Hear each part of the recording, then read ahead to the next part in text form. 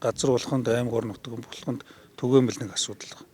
Энэ бол хүний ажиллах хүчин, хүний нөөц, боловсон хүч. Ихэнхдээ нэг одоо дунд иргэм насны эхнэр нөхөр хоёр эсвэл одоо нэг хүүтэйгээ нэг бол нэг охинтойгоо ихэнх нь одоо ирчүүд голцсон.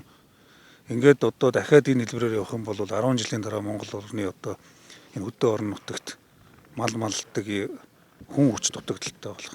Хүн хүч байхгүй бол мал аж ахуй эрсдэлд орно. Мал аж ахуй эрсдэлд орвол одоо нүүдлийн өв соёл гэдэг юм бүдгэрэх, алсрах юм эрсдэл орно.